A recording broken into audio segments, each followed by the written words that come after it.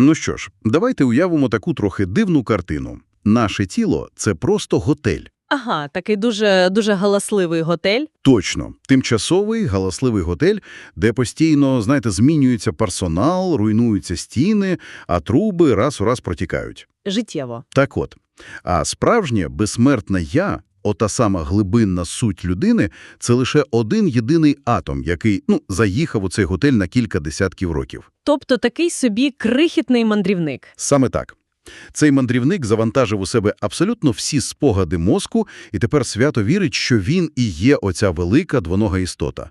Звучить як зав'язка для якогось дуже дивного науково-фантастичного фільму. Чи не так? Ха-ха. Іронія в тому, що це взагалі-то зовсім не фантастика. Серйозно? Абсолютно. Це буквальне переконання батька космонавтики Костянтина Ціолковського. І, власне, це лежить в основі однієї дуже-дуже складної системи поглядів. Ну що ж, давайте це розберемо. Сьогодні у нашому глибокому зануренні ми беремося за справді монументальну працю. Це філософське дослідження під назвою «Шлях до зірок», автор Арій Радослав. І мета нашого сьогоднішнього аналізу – розібрати концепцію, яку автор називає теотехнократією. Звучить масштабно. Не те слово. Це просто неймовірний мікс. Текст бере класичний космізм Ціолковського, переплітає його зі стародавніми ведичними текстами. Ого! Так, додає ідеї філософів минулого і, знаєте, заливає все це зверху найжорсткішим сучасним трансгуманізмом. Зазвичай ми ж думаємо про космічну програму, ракети, супутники, просто як про технологічні досягнення. Так, як про шматки металу, які там летять десь у вакуумі. А ці джерела пропонують сприймати їх як етапи нашої духовної еволюції. Тобто місія зрозуміти, як ми можемо подолати свою біологію і стати так званим променистим людством. Що тут справді захоплює? Так це масштаб ось цього синтезу. Бо автор бере квантову фізику, астрономію, навіть стародавні манускрипти на кшталт Бхагавад-гіти. Ага. І він поєднує все це з сучасною нейробіологією. Він ніби намагається вибудувати таку єдину, дуже безкомпромісну дорожню карту того, як нашому виду взагалі вижити і куди рухатися далі. І ось тут я маю зробити надзвичайно важливе зауваження для всіх, хто нас зараз слухає. Угу. Це важливо. Цей текст містить дуже радикальні філософські, релігійні, і політичні погляди. Автор має надзвичайно різку і безкомпромісну позицію щодо багатьох речей у світі. Тому наше завдання під час цього аналізу – не ставати на чийсь бік. Ми не погоджуємося і не засуджуємо. Ми тут виключно як дослідники. Точно. Наша місія просто неупереджено розібрати цю величезну систему ідей, подивитися на механізми зсередини, і зрозуміти логіку автора. Отже, щоб зрозуміти космічну долю людства, нам спочатку потрібно зрозуміти, з чого ми взагалі складаємося. З біологічної точки зору. А от і ні. Не кістки чи м'язи, а сама свідомість. Матеріал починається з ідеї Ціолковського про панпсихізм. Там є фраза, цитую, «Всесвіт є онтологічно живим». Зачекайте, онтологічно, це ж звучить якось, дуже по-академічному. Це мається на увазі метафорично. Ні, в тому і річ, що це взагалі не метафора. В філософії онтологічно означає, що це стосується самої природи буття, фундаменту реальності. Тобто буквально живий? Так, Ціолковський стверджував, що немає жодної, навіть найменшої краплі матерії у космосі, яка б не відчувала. Тобто будь-який шматок каменю чи пилинка має зачаток свідомості. Нічого собі. Просто ця матерія, вона еволюціонує не тільки фізично, але й когнітивно. Від мертвого метеорита до бактерії, від бактерії до комахи, і так далі, аж до людини. Ось де стає справді цікаво. Ми тут повертаємося до тієї нашої аналогії з готелем. Бо текст спирається на працю Ціолковського «Пригоди атома». І якщо наше тіло – це просто велика транзитна станція, то як цей один-єдиний атом, що потрапив у мозок, може думати, що він – це я? Це чудове питання. Як він генерує мою особистість? Щоб пояснити цей механізм, джерело звертається до сучасної нейробіології, зокрема до концепції Майкла Газаніги. Ага, чув про нього. Він досліджував так званий модуль-інтерпретатор у лівій півкулі нашого мозку. Річ у тім, що щосекунди на наш мозок просто обрушується хаос. Це хімічні сигнали, гормони, зорові та слухові подразники. Суцільний інформаційний шум. Саме так. І якби ми сприймали це все в сирому вигляді, ми б просто збожеволіли. Тому ліва півкуля бере цей хаос і постійно, от прямо в режимі реального часу, фабрикує для нас зв'язну історію. Тобто створює сюжет. Вона створює ілюзію безперервного «я». Стоп. Тобто мій мозок мені постійно бреше, просто щоб я міг нормально функціонувати і втікати від хижаків. Ну, грубо кажучи так. Це такий еволюційний механізм виживання. А справжнє «я», згідно з текстом, це та сама неподільна іскра свідомості. Той самий атом-мандрівник. Так, атом, який подорожує еволюційними сходами. І, до речі, автор проводить таку дуже цікаву пряму паралель між цією фізичною концепцією і давньоведичним поняттям дживатми. Це щось про душу? Так, це вічна душа, яка постійно мандрує між фізичними оболонками. Але якщо ми подивимося на це з практичного боку. Якщо моє тіло – це просто тимчасова оболонка, а особистість – це лише така зручна казка мозку для виживання, то чи означає це, що будь-які наші страждання взагалі не мають сенсу? У якому сенсі? Навіщо ми відчуваємо біль у спині, тривогу, хвороби? Якщо ми просто готелі, чому нам так боляче жити? А от текст відповідає на це питання дуже холодно і, знаєте, прагматично. Страждання не мають жодного високого метафізичного сенсу. Тобто ніяких там кармічних уроків? Жодних кармічних уроків чи благородних випробувань. Біль – це просто дуже дешева сигнальна система примітивної біології. Природа – це сліпий процес. Ага. У джерелах дуже чітко наголошується, що понад 99% усіх видів, які коли-небудь населяли Землю, вони ж просто вимерли. Так, палеонтологія це підтверджує. І вони зникли в неймовірних муках, навіть не зрозумівши, чому їм так боляче. Це така собі кривава м'ясорубка ентропії. Звучить моторошно. Отже, еволюція створила наш розум не для того, щоб ми якось зручніше влаштувалися всередині цієї м'ясорубки, а щоб ми її зламали. Блискуче сформульовано. От саме це теотехнократія і називає головним еволюційним імперативом розуму. Ми маємо буквально вирватися з цього кола сліпого розпаду. І тут ми закономірно переходимо до питання, а як саме вирватися? У тексті дуже багато уваги приділяється експансії. Знову ж таки згадується та сама легендарна фраза Ціолковського «Земля – колиска розуму, але не можна вічно жити в колисці». Угу. Зазвичай ми бачимо її на якихось красивих плакатах про космос, так? Але ж тут це сприймається взагалі не як метафора, а як жорсткий інструктаж до виживання. І для цього, я б сказала, є цілком конкретні наукові підстави. Автор наводить астрофізичні дані, зокрема від космічного телескопа Кеплер. І що там по цифрах? Згідно з розрахунками, лише в нашій рідній галактиці, у Чумацькому шляху, існує близько 40 мільярдів планет земного типу. 40 мільярдів. Так, 40 мільярдів екзопланет, які перебувають у зоні населеності. Тобто це 40 мільярдів потенційних колисок. Ого. Давайте трохи зупинимося на цій цифрі. Бо якщо там так багато потенційного життя, і якщо закони біології універсальні, це означає, що просто зараз на мільярдах планет відбуваються такі ж самі сліпі м'ясорубки еволюції. Звучить жахливо, але так. Тобто весь космос переповнений цим примітивним болем матерії. Саме такий висновок випливає з логіки тексту.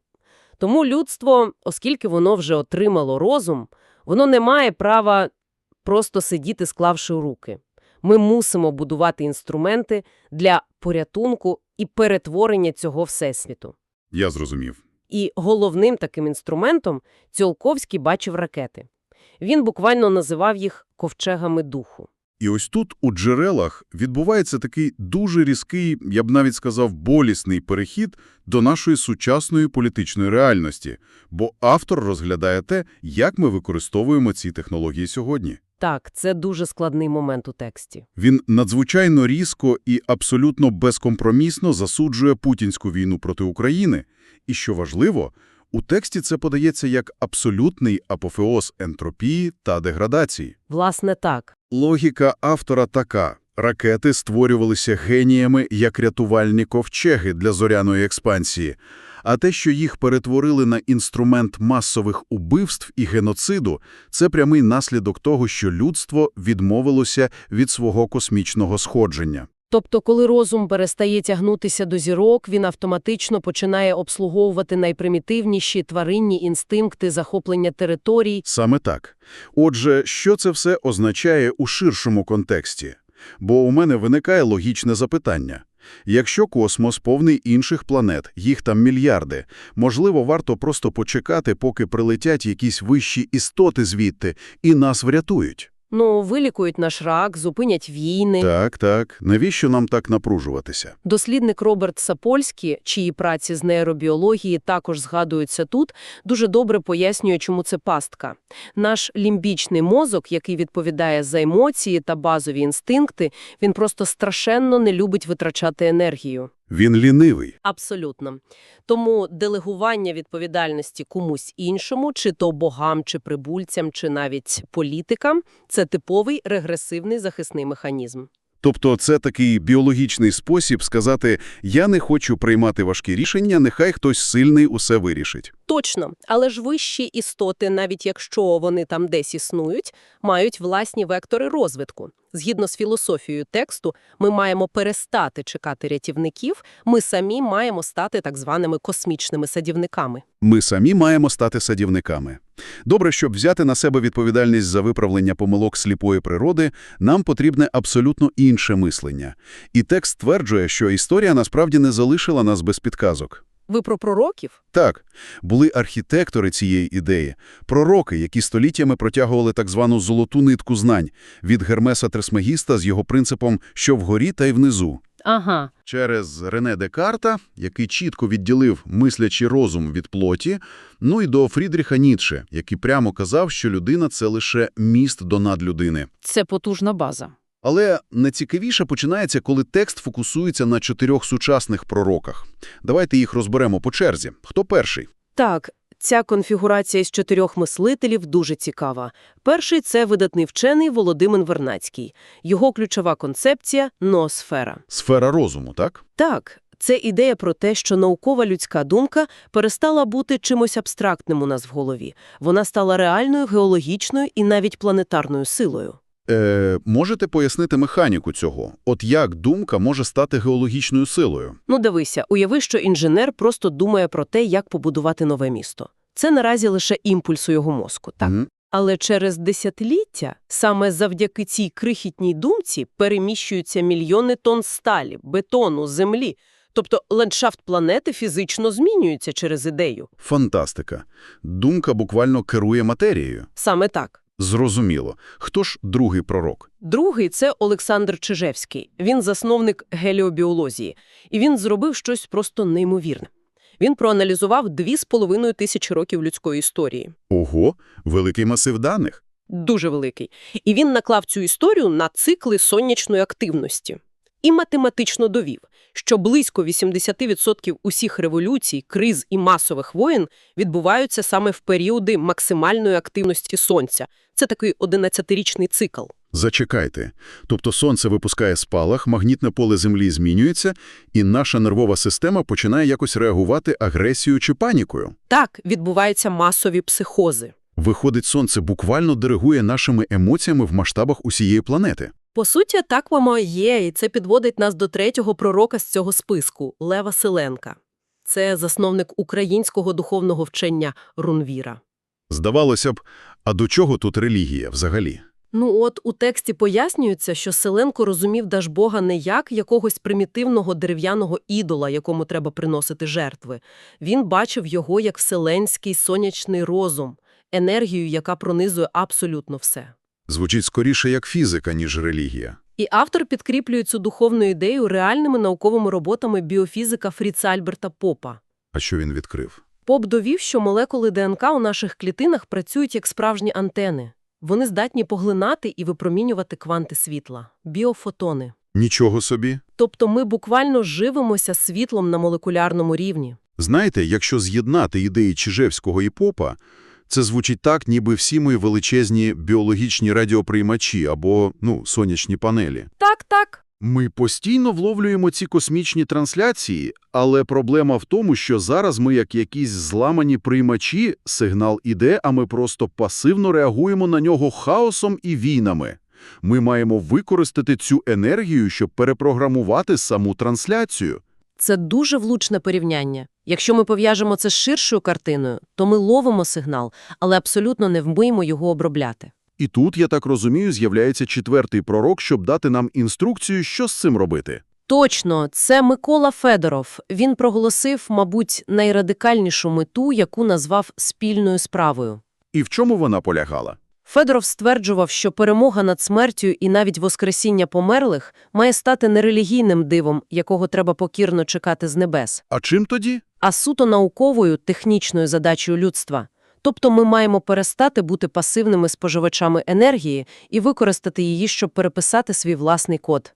Отже, підсумовуючи всю цю частину, теотехнократія – це взагалі не якась абстрактна молитва, але й не бездушна побудова мікросхем. Це їхнє органічне злиття. Так, стародавня духовна воля об'єднується з жорсткими науковими інструментами. І зараз, знаєте, ці філософські концепції стикаються з нашою реальністю прямо лоб у лоб, бо ми перебуваємо на порозі технологічної сингулярності. Технології розвиваються з шаленою швидкістю. У нас з'являються інструменти, які роблять мрії Федорова можливими. Як текст розглядає сучасний трансгуманізм у цьому контексті? Він розглядає його як абсолютно логічне, практичне втілення цього шляху. У джерелах детально аналізуються ключові фігури цього руху, наприклад, Нік Бостром, який вивчає екзистенційні ризики. Ага, бо зараз у нас є інструменти, щоб випадково знищити всю біосферу одним натисканням кнопки. Саме так.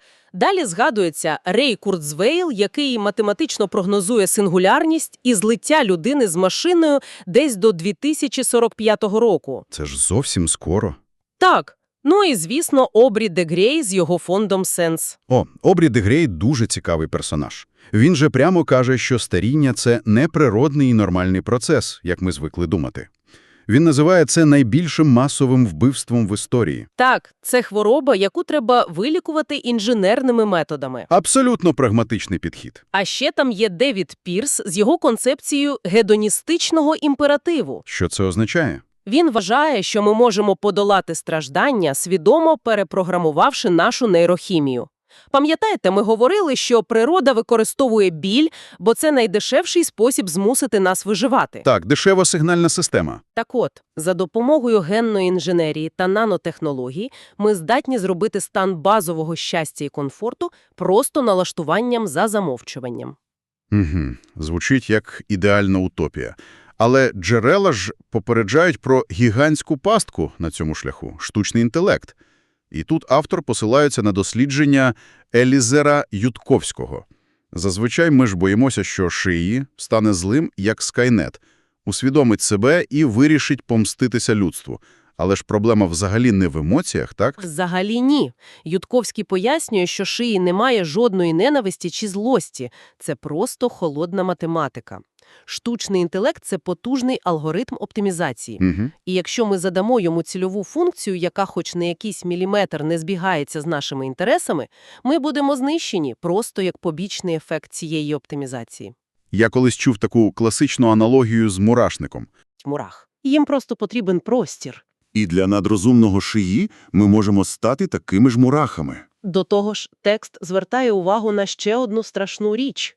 Сучасний Шиї тренується на масивах даних з інтернету, на справжніх інформаційних нечистотах. Тобто на всі ті ненависті, агресії та смітті, яке люди продукують щодня. Саме так. Він вчиться на нашому ж хаосі. То який вихід пропонує теотехнократія? Бо якщо ми не можемо зупинити розробку Шиї, це вже неможливо, а віддавати йому контроль небезпечно, то що нам залишається? Рішення дуже радикальне. Людина категорично не повинна віддавати Шиї автономію. Він має залишитися виключно інструментом підкорення природи. Але ж він стає розумнішим за нас. Тому, щоб цей інструмент нас не перевершив і не знищив, людина має фізично і когнітивно злитися з технологіями. Добре, давайте розберемо, як це взагалі має виглядати технічно. Що означає злитися? Ми що, просто вмонтуємо собі чіпи в голову? Ні, це набагато глибше. Текст детально описує концепцію поступового нанотехнологічного заміщення. Звучить складно. Як це працює? Уявіть процес. Мікроскопічні нанороботи підходять до одного біологічного нейрону у вашому мозку. Вони щитують абсолютно всі його зв'язки і замінюють його на ідеальний кремнієвий чи графеновий аналог. Один нейрон. Так, один. Цей штучний нейрон виконує абсолютно ту саму функцію. Ви цього взагалі не помічаєте. За тиждень замінюється 1% мозку, за рік – 50%, а згодом усі 100%. Неймовірно. Оскільки це відбувається дуже поступово, без жодної зупинки процесів мислення, ваша ідентичність повністю зберігається. Ага. Таким чином долається фізична смерть, і людство робить свій перший крок до того самого променистого людства. Тобто розуму, який існує як чиста енергія на незнищених носіях. Саме так. Зачекайте, я маю тут втрутитися. Це звучить логічно як інженерний план. Я згоден. Але тут є одне величезне «але». Яке саме? Ну от якщо я крок за кроком змінюю кожен нейрон свого мозку на комп'ютерну деталь, чи залишуся я взагалі людиною? Чи в якийсь момент я непомітно для себе помру, а замість мене з'явиться просто холодний штучний алгоритм, який ідеально мене імітуватиме? Розумію. Де у всій цій технократичній системі місце для душі чи людяності? Це, мабуть, найважливіше філософське питання взагалі всього трансгуманізму. Так. Щоб відповісти на нього, текст спирається на аргументацію відомого робототехніка Ганса Моравця. Він доводить, що розум – це не субстрат. Розум – це паттерн інформації. Матеріал, з якого він зроблений, взагалі не має значення. Тобто м'ясо чи кремній неважливо. Неважливо. Біологи часто використовують термін «одноразова сома», описуючи наше біологічне тіло. Природа ж створила це тіло з м'яса лише з однією метою – щоб ми швидко розмножилися, передали гени і померли, звільнивши ресурси для наступних. Тобто наше тіло – це просто клітка. Точно. Тому в контексті теотехнократії збереження вашого унікального інформаційного патерну на новому вічному носії – це не втрата душі. А що ж це тоді? Це навпаки її справжнє звільнення. Автор порівнює це з ведичною мокшею, остаточним звільненням від страждань колеса сансари. Ви очищуєте свій розум від примітивних гормональних обмежень. Нічого собі. Це змушує по-справжньому, по-іншому поглянути на саму суть того, хто ми взагалі є. Підсумовуючи цю колосальну роботу, стає зрозуміло одне – еволюція на нас не закінчилася. Це лише проміжний етап. Так, американський нейробіолог Пол Маклін дуже влучно назвав людину нестабільною біологічною химерою. Ми ж буквально розірвані зсередини, так? Наші стародавні рептильні структури мозку тягнуть нас до агресії, страху і нескінченного споживання. А з іншого боку, неокортекс, цей молодий зоряний інтелект, намагається осягнути всесвіт. І весь цей глибокий аналіз показує одне – і стародавні містики, і сучасні кібернетики зійшлися в єдиній точці. Єдиний шлях для розуму – це свідома інженерна еволюція самих себе. Бо альтернатива – це спроба назавжди залишитися в цьому теплому болоті звичного біологічного комфорту. А ми ж знаємо, що згідно з невблаганними законами ентропії, зупинка завжди означає смерть і деградацію. Абсолютно. І щоб залишити всіх, хто нас слухає із чимось, що дійсно змушує задуматися після цього занурення, у текстах є дуже цікавий перетин ідей стоїка Марка Аврелія та косміста Ціолковського. Дуже несподіване поєднання. Так от, якщо наша власна біологія щосекунди, просто клітина за клітиною, тягне нас униз до ентропії та розпаду, а наш розум об'єктивно здатний розрахувати орбіти планет і створити інструменти для подолання смерті, Угу. то виходить, що кожне, навіть найдрібніше рішення, яке ми приймаємо щоранку, прокидаючись, це еволюційний вибір. Це щоденний вибір між тваринною сплячкою і будівництвом зіркового корабля. Дуже сильна думка. Чи підпорядкована ваша наступна дія сліпому біологічному автомату, чи вона робить вас свідомим архітектором власної еволюції? Це питання, над яким варто замислитися кожному. Однозначно. Дякуємо, що доєдналися до нас у цьому аналізі надзвичайно складних концепцій. Продовжуйте досліджувати ці ідеї самостійно. До наступного глибокого занурення.